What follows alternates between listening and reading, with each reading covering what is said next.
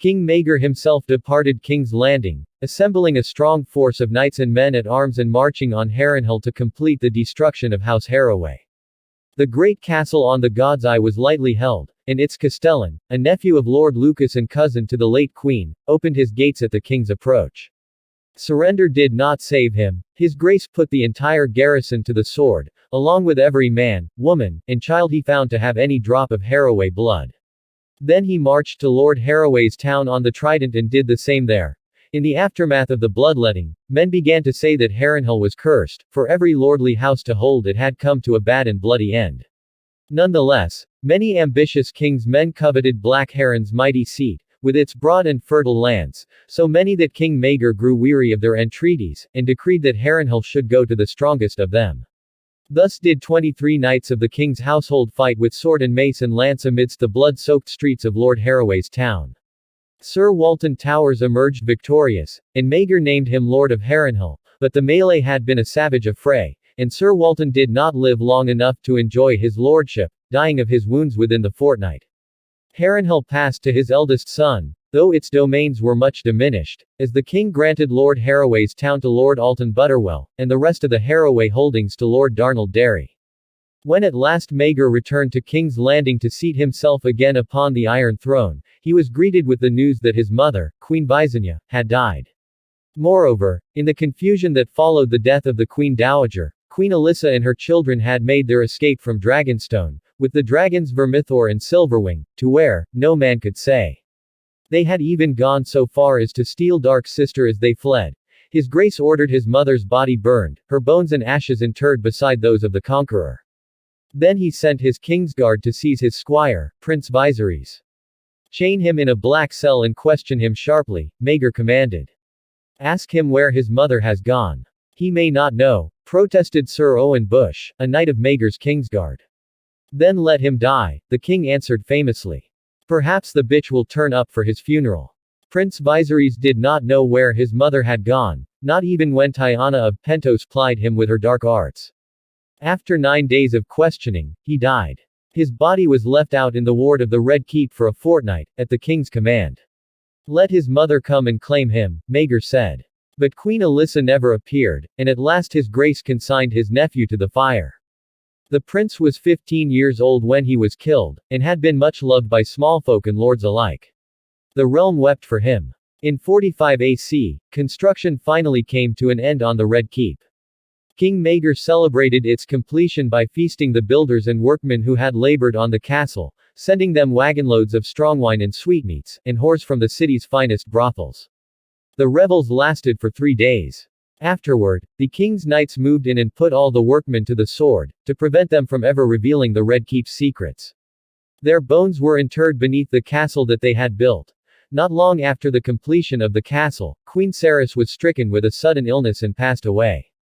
A rumor went around the court that her Grace had given offense to the king with a shrewish remark, so he had commanded Sir Owen to remove her tongue.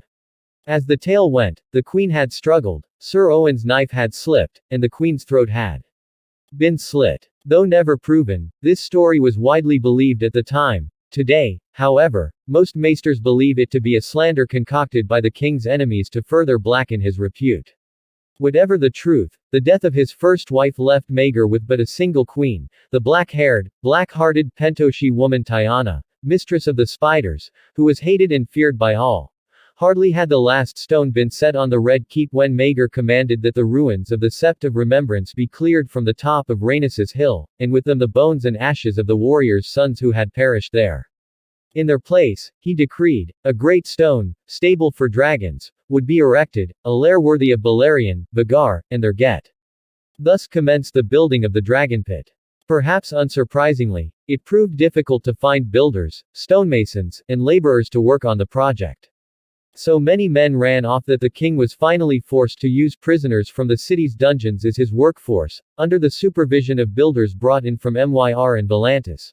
Late in the year 45 AC, King Maegor took the field once again to continue his war against the outlawed remnants of the faith militant, leaving Queen Tyanna to rule King's Landing together with the new hand, Lord Edwell Celtigar. In the great wood south of the Blackwater, the king's forces hunted down scores of poor fellows who had taken refuge there, sending many to the wall and hanging those who refused to take the black. Their leader, the woman known as Poxy Jane Poor, continued to elude the king until at last she was betrayed by 3 of her own followers, who received pardons and knighthoods as their reward. 3 septons traveling with his grace declared Poxy Jane a witch, and Maegor ordered her to be burned alive in a field beside the Wendwater. When the day appointed for her execution came, 300 of her followers, poor fellows and peasants all, burst from the woods to rescue her. The king had anticipated this, however, and his men were ready for the attack. The rescuers were surrounded and slaughtered. Amongst the last to die was their leader, who proved to be Sir Horace Hill, the bastard hedge knight who had escaped the Carnegie the Great Fork 3 years earlier. This time he proved less fortunate. Elsewhere in the realm, however, the tide of the times had begun to turn against the king.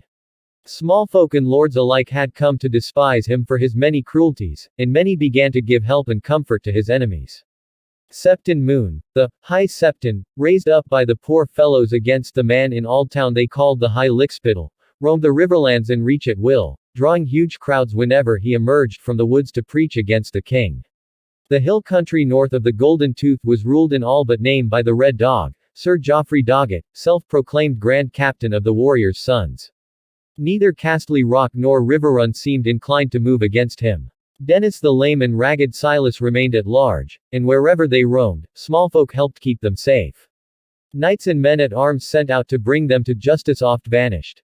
In 46 AC, King Maegor returned to the Red Keep with 2,000 skulls, the fruits of a year of campaigning. They were the heads of poor fellows and warriors' sons, he announced, as he dumped them out beneath the Iron Throne. But it was widely believed that many of the grisly trophies belonged to simple crofters, field hands, and swineherds guilty of no crime but faith. The coming of the new year found Maegor still without a son, not even a bastard who might be legitimized. Nor did it seem likely that Queen Tyanna would give him the heir that he desired. Whilst she continued to serve his grace as mistress of whisperers, the king no longer sought her bed. It was past time for him to take a new wife. Maegor's counselors agreed. But they parted ways on who that wife should be. Grand Maester Bennifer suggested a match with the proud and lovely Lady of Starfall, Clarice Dane, in the hopes of detaching her lands and house from Dornay.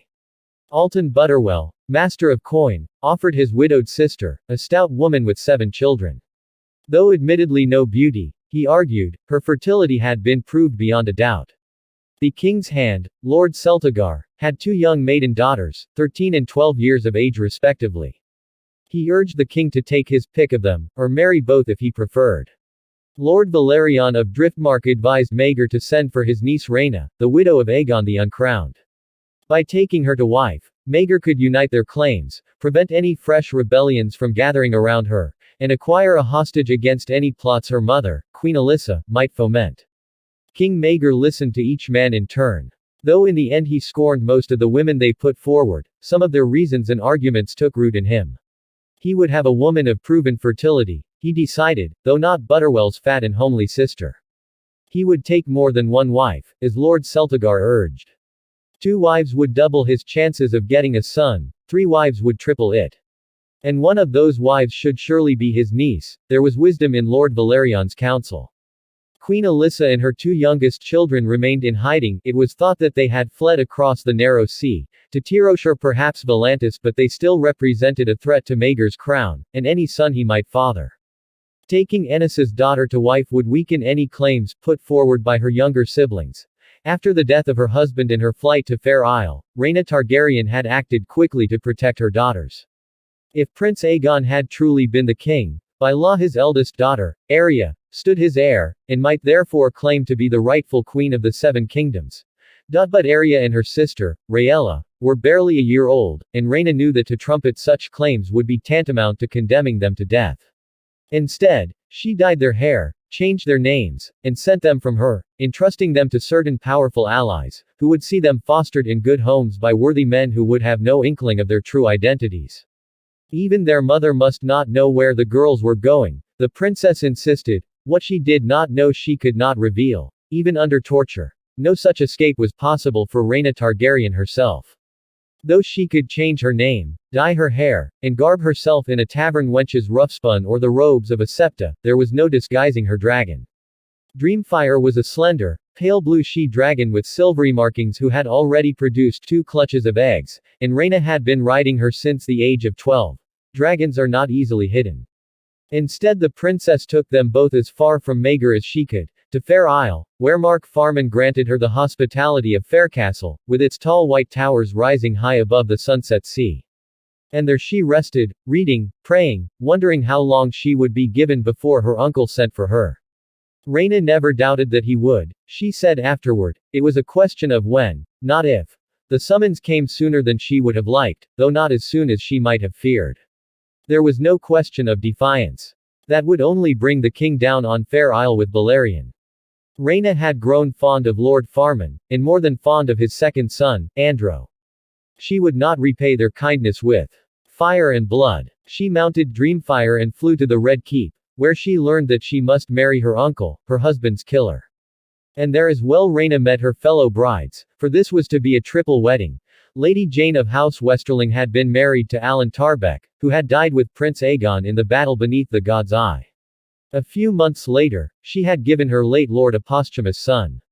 Tall and slender, with lustrous brown hair, Lady Jane was being courted by a younger son of the Lord of Castley Rock when Maegor sent for her, but this meant little unless to the king.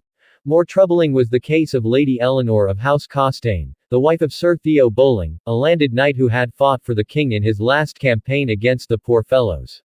Though only 19, Lady Eleanor had already given Bowling 3 sons when the king's eye fell upon her. The youngest boy was still at her breast when Sir Theo was arrested by the Kingsguard and charged with conspiring with Queen Alyssa to murder the king and place the boy Jaehaerys on the Iron Throne. Though Bowling protested his innocence, he was found guilty and beheaded the same day. King Maegor gave his widow 7 days to mourn, in honor of the gods, then summoned her to tell her they would marry. At the town of Stony Sept, Septon Moon denounced King Maegor's wedding plans, and hundreds of townfolk cheered wildly, but few others dared to raise their voices against his grace. The High Septon took ship at Aldtown, sailing to King's Landing to perform the marriage rites. On a warm spring day in the 47th year after the conquest, Maegor Targaryen took 3 wives in the ward of the Red Keep. Though each of his new queens was garbed and cloaked in the colors of her father's house, the people of King's Landing called them the Black Brides, for all were widows. The presence of Lady Jane's son and Lady Eleanor's 3 boys at the wedding ensured that they would play their parts in the ceremony, but there were many who expected some show of defiance from Princess Rhaena. Such hopes were quelled when Queen Tyanna appeared, escorting 2 young girls with silver hair and purple eyes, clad in the red and black of House Targaryen. You were foolish to think you could hide them from me, Tyanna told the princess. Rhaena bowed her head and spoke her vows in a voice as cold as ice. Many queer and contradictory stories are told of the night that followed, and with the passage of so many years it is difficult to separate truth from legends. Did the 3 black brides share a single bed, as some claim? It seems unlikely. Did His Grace visit all 3 women during the night and consummate all 3 unions? Perhaps. Did Princess Rhaena attempt to kill the king with a dagger concealed beneath her pillows, as she later claimed? Did Eleanor Costain scratch the king's back to bloody ribbons as they coupled? Did Jane Westerling drink the fertility potion that Queen Tyanna supposedly brought her, or throw it in the older woman's face? Was such a potion ever mixed or offered? The first account of it does not appear until well into the reign of King Jaehaerys, 20 years after both women were dead. This we know. In the aftermath of the wedding, Maegor declared Rhaena's daughter Arya his lawful heir, until such time as the gods grant me a son, whilst sending her twin, Rhaella, to Aldtown to be raised as a septa. His nephew Jaehaerys, the rightful heir by all the laws of the 7 kingdoms, was expressly disinherited in the same decree. Queen Jane's son was confirmed as Lord of Tarbeck Hall, and sent to Castley Rock to be raised as a ward of Lyman Lannister. Queen Eleanor's elder boys were similarly disposed of, one to the Eyrie, one to Highgarden. The queen's youngest babe was turned over to a wet nurse, as the king found the queen's nursing irksome. Half a year later, Edwell Celtigar, the king's hand, announced that Queen Jane was with child. Hardly had her belly begun to swell when the king himself revealed that Queen Eleanor was also pregnant. Maegor showered both women with gifts and honors, and granted new lands and offices to their fathers, brothers, and uncles, but his joy proved to be short-lived. 3 moons before she was due, Queen Jane was brought to bed by a sudden onset of labor pains, and was delivered of a stillborn child as monstrous as the one Alice Haraway had birthed, a legless and armless creature possessed of both male and female genitalia. Nor did the mother long survive the child. Maegor was cursed, men said. He had slain his nephew, made war against the faith and the High Septon, defied the gods, committed murder and incest, adultery and rape. His privy parts were poisoned, his seed full of worms, the gods would never grant him a living son. Or so the whispers ran. Maegor himself settled on a different explanation, and sent Sir Owen Bush and Sir Moladon Moore to seize Queen Tyanna and deliver her to the dungeons. There the Pentoshi queen made a full confession, even as the king's torturers readied their implements. She had poisoned Jane Westerling's child in the womb, just as she had Alice Haraway's. It would be the same with Eleanor Costain's whelp, she promised. It is said that the king slew her himself, cutting out her heart with blackfire and feeding it to his dogs. But even in death, Tyanna of the Tower had her revenge, for it came to pass just as she had promised. The moon turned and turned again, and in the black of night Queen Eleanor too was delivered of a malformed and stillborn child, an eyeless boy born with rudimentary wings. That was in the 48th year after the conquest, the 6th year of King Maegor's reign, and the last year of his life. No man in the 7 kingdoms could doubt that the king was accursed now. What followers still remained to him began to melt away, evaporating like dew in the morning sun. Word reached King's Landing that Sir Joffrey Doggett had been seen entering Riverrun, not as a captive but as a guest of Lord Tully. Septon Moon appeared once more, leading thousands of the faithful on a march across the reach to Aldtown, with the announced intent of bearding the lickspittle in the starry sept to demand that he denounce the abomination on the Iron Throne, and lift his ban on the military orders. When Lord Oakhart and Lord Rowan appeared before him with their levies, they came not to attack Moon, but to join him. Lord Celtigar resigned as king's hand, and returned to his seat on Claw Isle. Reports from the Dornish marches suggested that the Dornishmen were gathering in the passes, preparing to invade the realm. The worst blow came from Storm's End. There on the shores of Shipbreaker Bay, Lord Rogar Baratheon proclaimed young Jaehaerys Targaryen to be the true and lawful king of the Andals, the Rhoynar, and the First Men, and Prince Jaehaerys named Lord Rogar protector of the realm and hand of the king. The prince's mother, Queen Alyssa, and his sister Alysanne stood beside him as Jaehaerys unsheathed Dark Sister and vowed to end the reign of his usurping uncle. 100 banner lords and Stormland knights cheered the proclamation. Prince Jaehaerys was 14 years old when he claimed the throne, a handsome youth, skilled with lance and longbow, and a gifted rider. More, he rode a great bronze and tan beast called Vermithor, and his sister Alysanne, a maid of 12, commanded her own dragon, Silverwing. Maegor has only one dragon, Lord Rogar told the Stormlords. Our prince has 2. And soon 3. When word reached the Red Keep that Jaehaerys was gathering his forces at Storm's End, Rhaena Targaryen mounted Dreamfire and flew to join him, abandoning the uncle she had been forced to wed. She took her daughter Arya, and Blackfire, stolen from the king's own scabbard as he slept. King Maegor's response was sluggish and confused. He commanded the Grand Maester to send forth his ravens, summoning all his leal lords and bannermen to gather at King's Landing, only to find that Bennifer had taken ship for Pentos. Finding Princess Arya gone, he sent a rider to Aldtown to demand the head of her twin sister, Rhaella, to punish their mother for her betrayal, but Lord Hightower imprisoned his messenger instead. 2 of his Kingsguard vanished one night, to go over to Jaehaerys, and Sir Owen Bush was found dead outside a brothel, his member stuffed into his mouth. Lord Valerion of Driftmark was amongst the first to declare for Jaehaerys. As the Valerions were the realm's traditional admirals, Maegor woke to find he had lost the entire royal fleet. The Tyrells of Highgarden followed, with all the power of the Reach. The Hightowers of Aldtown, the Redwinds of the Arbor, the Lannisters of Castley Rock, the Arryns of the Eyrie, the Royces of Runestone. One by one, they came out against the king.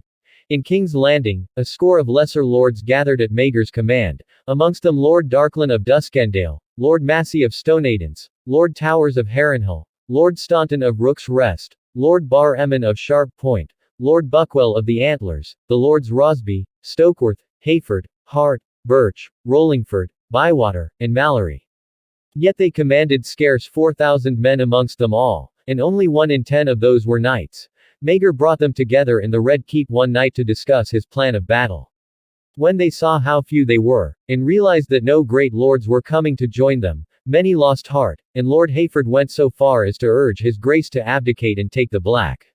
His Grace ordered Hayford beheaded on the spot and continued the war council with his lordship's head mounted on a lance behind the Iron Throne. All day the lords made plans, and late into the night. It was the hour of the wolf when at last Maegor allowed them to take their leave. The king remained behind, brooding on the Iron Throne as they departed. Lord Towers and Lord Rosby were the last to see His Grace. Hours later, as dawn was breaking, the last of Maegor's queens came seeking after him. Queen Eleanor found him still upon the Iron Throne, pale and dead, his robes soaked through with blood. His arms had been slashed open from wrist to elbow on jagged barbs, and another blade had gone through his neck to emerge beneath his chin. Many to this day believe it was the Iron Throne itself that killed him. Maegor was alive when Rosby and Towers left the throne room, they argue, and the guards at the doors swore that no one entered afterward, until Queen Eleanor made her discovery. Some say it was the Queen herself who forced him down onto those barbs and blades, to avenge the murder of her first husband. The Kingsguard might have done the deed, though that would have required them to act in concert, as there were 2 knights posted at each door. It might also have been a person or persons unknown, entering and leaving the throne room through some hidden passage. The Red Keep has its secrets, known only to the dead. It might also be that the king tasted despair in the dark watches of the night and took his own life, twisting the blades as needed and opening his veins to spare himself the defeat and disgrace that surely awaited him. The reign of King Maegor I Targaryen, known to history and legend as Maegor the Cruel, lasted 6 years and 66 days. Upon his death his corpse was burned in the yard of the Red Keep, his ashes interred afterward on Dragonstone beside those of his mother. He died childless, and left no heir of his body.